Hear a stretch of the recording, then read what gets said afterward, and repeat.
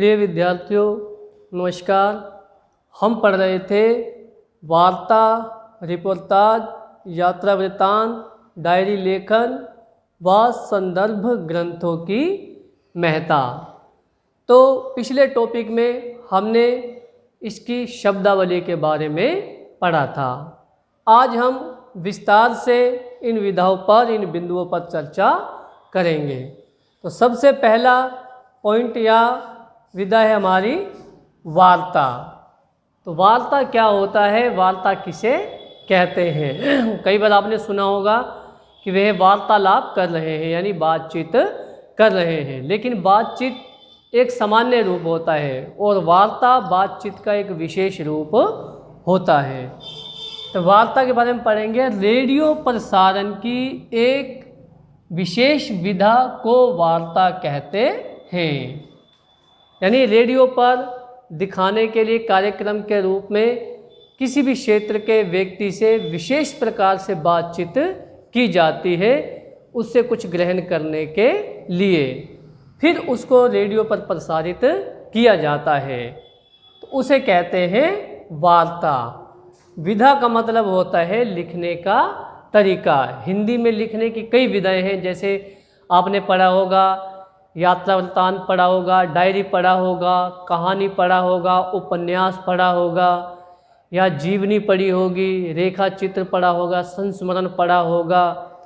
ये सब क्या है, हिंदी में लिखने के जो अलग अलग तरीके हैं उसको हिंदी की विधाएं कहा जाता है। तो वार्ता भी एक रेडियो प्रसारण की विधा है। प्राय यानी अधिकतर ये जो वार्ताएं की जाती है वो सांस्कृतिक कार्यक्रमों पर आधारित होती है, वैज्ञानिक गतिविधियों पर आधारित होती है तथा आर्थिक विषयों पर आधारित होती है, यानी रुपए पैसे से संबंधित। कुछ वार्ताएं विशेष कार्यक्रमों के लिए भी होती हैं, यानी विशेष तौर पर पूरे राष्ट्र को या पूरे राज्य को दिखाने के लिए भी वो वार्ताएं की जाती हैं। जैसे विद्यार्थियों के लिए वार्ता, अर्थात किसी पहुँचे हुए व्यक्ति से, या IAS हो गया या अन्य विषयों में जो बहुत ऊंचे लेवल पर पहुंच चुके हैं, तो उन व्यक्तियों से, प्रसिद्धि प्राप्त व्यक्तियों से क्या है, वार्ता करके फिर उस वार्ता को रेडियो पर प्रसारित किया जाता है ताकि विद्यार्थी भी उससे लाभ उठा सकें। विद्यार्थी आगे जीवन में कैसे बढ़ सकते हैं, किस किस क्षेत्र में क्या क्या संभावनाएं विद्यार्थियों के लिए है। कृषकों के लिए वार्ताएं, खेती से संबंधित बातचीत, किसानों की ओर समस्या को लेकर बातचीत करके किसानों के लिए भी क्या है, वार्ताएं रेडियो पर प्रसारित की जाती हैं। जैसे पहले समय में आपने दूरदर्शन पर देखा होगा चौपाल लगा करती थी, तो वो भी एक प्रकार का वार्ता का ही रूप होता है। महिलाओं व बच्चों के लिए वार्ताएं, तो यानी सबके हित में, सबके लिए अलग अलग प्रकार की वार्ताएं क्या है, रेडियो पर प्रसारित की जाती हैं। तो समझ आ गया होगा वार्ता किसे कहते हैं। उसके बाद हमारा दूसरा टॉपिक है रिपोर्टाज।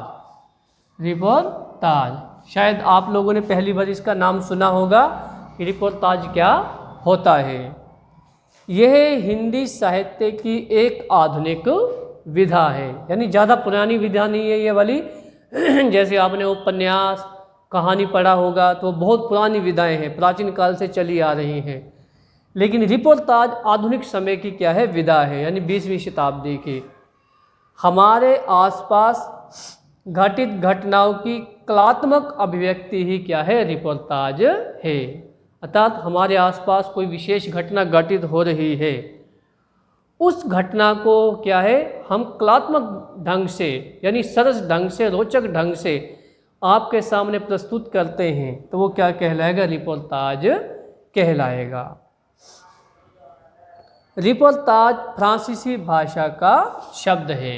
ये भारतीय शब्द ना होकर फ्रांसीसी भाषा का शब्द है, जो अंग्रेजी के रिपोर्ट शब्द का संशोधित रूप है। रिपोर्ट तो आप खूब अच्छी तरह जानते होंगे, यानी किसी चीज़ की छानबीन करके, खोज करके या कुछ देखकर उसके बारे में दूसरे व्यक्ति को बताना, उसका ब्यौरा देना, उसको क्या कहा जाता है? रिपोर्ट कहा जाता है। तो रिपोर्ट का ही ये संशोधित रूप हो जाता है रिपोर्टाज। इनमें अंतर है, ये बाद में बताएंगे आपको, अभी तो फिलहाल हम रिपोर्टाज के बारे में बता रहे हैं। इसका प्रारंभ 1936 के आसपास माना जाता है, यानी ये माना जाता है कि सबसे पहले रिपोर्टाज 1936 के आसपास ही लिखा गया था। यह रेखा चित्र शैली में लिखा जाता है। रेखा चित्र आपको शब्दावली में भी बताया था कि किसी व्यक्ति या व्यक्तित्व का इस प्रकार से वर्णन करना कि उसका चित्र क्या है, प्रत्यक्ष रूप से हमारी आंखों के सामने उभर आए, उसे कहते हैं रेखा चित्र। तो ये रिपोर्टाज भी इसी प्रकार से लिखा जाता है कि जैसे वो घटना हमारी आंखों के सामने घटित हुई हो या हो रही हो, इसलिए ये रेखा चित्र शैली में लिखा जाता है। रिपोर्टाज लेखक को जन सामान्य के बारे में प्रामाणिक जानकारी प्राप्त करने के लिए जन जीवन को निकट से देखना आवश्यक है। यानी कहने का आशय है कि कोई भी रिपोर्टाज मनगढ़ंत कहानी बनाकर या कल्पना के आधार पर नहीं लिखा जा सकता, इसके लिए घटना होना बहुत ही जरूरी है। और उस घटना को यदि कोई लेखक रिपोर्टाज रूप में लिखना चाहता है तो उस लेखक को उस जनजीवन को निकट से देखना पड़ेगा, यानी जिसके संबंध में वो लिखना चाहता है उसके बीच में रहकर उसको देखना पड़ेगा, उसको जानना पड़ेगा। क्यों? क्योंकि इसमें कल्पना का कोई स्थान नहीं होता, वास्तविकता को इसमें दिखाया जाता है। इसमें सरसता यानी बहुत ही सरस भाव से लिखा जाता है, भावपूर्णता होती है, यानी हमारा उससे भावात्मक संबंध भी क्या है, जुड़ जाता है, तथा सजीवता होती है। सजीवता का मतलब आप रिपोर्टाज पढ़ रहे हो, आपको ये नहीं लगेगा कि ये कोई पुरानी घटना का वर्णन किया जा रहा है, ऐसा लगेगा कि प्रत्यक्ष में वो घटना आपके सामने घटित हो रही है, इसलिए उसमें सजीवता बनी रहती है। तो आपको समझ आ गया होगा रिपोर्टाज किसे कहते हैं। तो इसका स्क्रीनशॉट ले ले ताकि इसको मिटा सकें।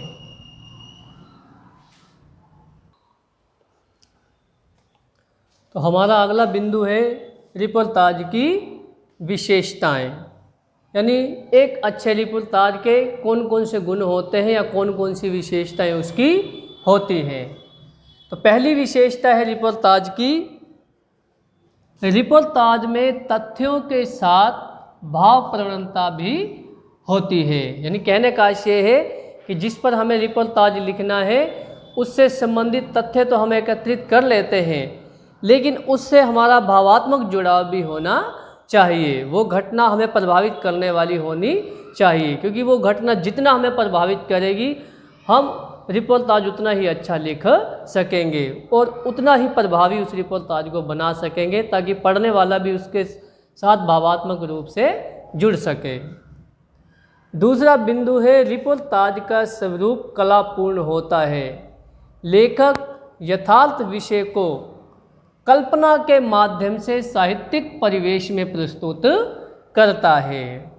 यानी कहने का आशय है रिपोर्टाज बहुत ही अलग तरीके से, कलापूर्ण तरीके से लिखा जाता है, लेकिन इसकी एक मुख्य विशेषता ये है कि यथार्थ विषय ही, वास्तविक विषय पर ही रिपोर्टाज लिखा जाता है। हाँ, उस विषय को थोड़ा कल्पना के माध्यम से साहित्यिक परिवेश में उसको प्रस्तुत किया जा सकता है। यानी हिंदी साहित्य में जैसे हम उसको लिख रहे हैं तो वास्तविक घटना को के अंदर थोड़ा कल्पना का हम स्थान रख सकते हैं, पूरी घटना काल्पनिक नहीं होनी चाहिए। जैसे आपने कई रिपोर्टाज पढ़े होंगे, मुर्दों का टीला पढ़ा होगा, ऋण दिल जल धन जल नाम से पढ़ा होगा आपने।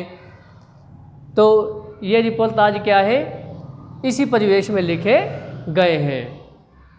तीसरा बिंदु है रिपोर्टाज की मुख्य कथा वस्तु घटना होती है।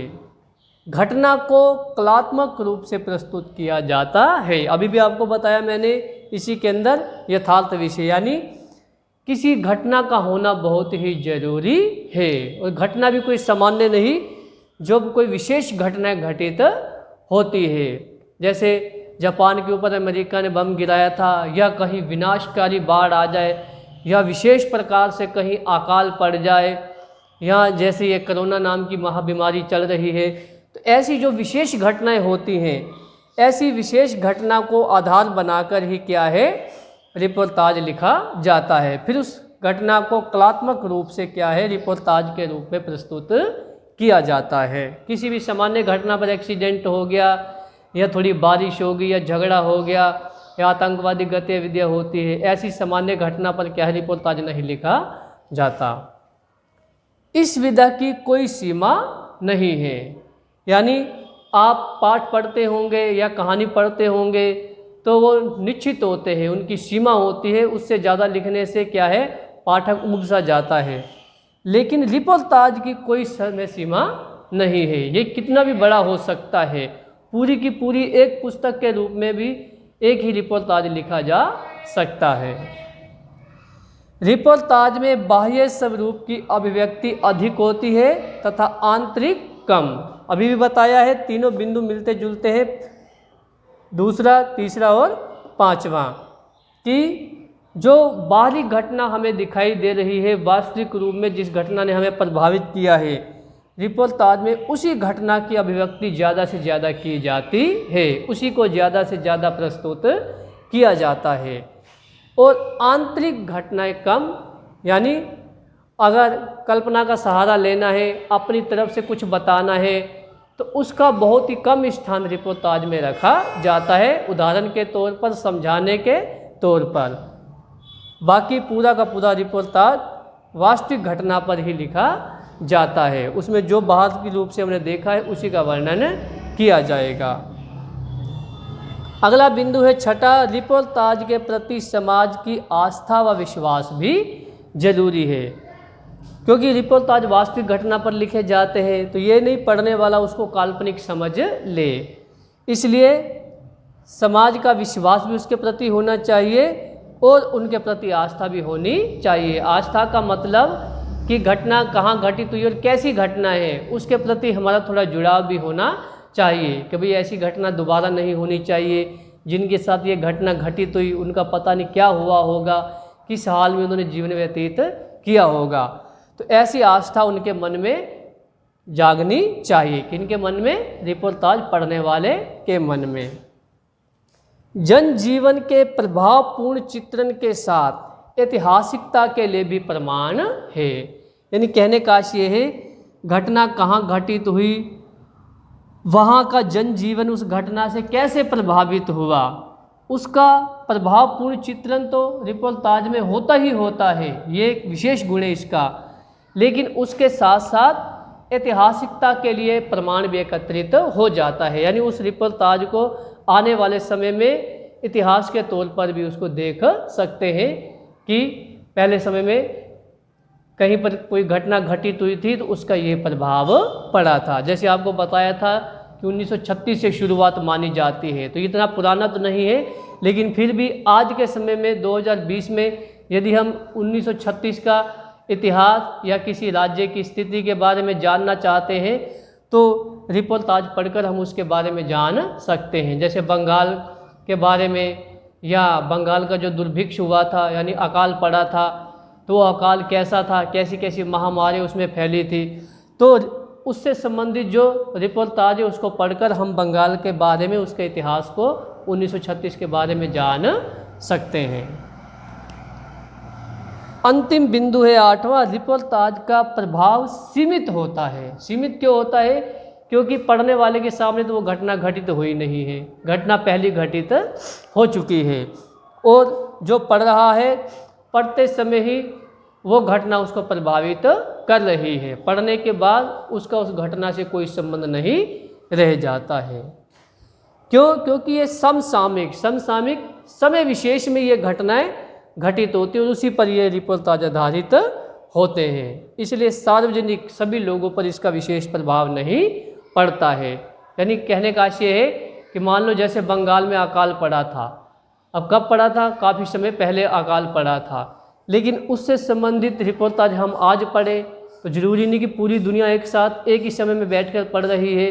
कोई आज पढ़ रहा है, कोई साल बाद पढ़ रहा है, कोई 2 साल बाद हो सकता, तो कोई पढ़ ही ना रहा हो, तो सब व्यक्तियों पर एक साथ कोई प्रभाव नहीं पड़ता। और जो पढ़ रहा है, जब तक वो पढ़ रहा है उसी समय उसके ऊपर उस रिपोर्ताज का प्रभाव पड़ेगा। जैसे ही रिपोर्ताज पढ़ना बंद किया, वो प्रभाव भी खत्म हो जाएगा। तो इसकी विशेषताएं आपको समझ में आ गई होंगी। इससे आगे आपको यात्रा वृत्तांत या रिपोर्ताज में और भी कुछ महत्वपूर्ण होगा तो आपको कल बताया जाएगा। धन्यवाद।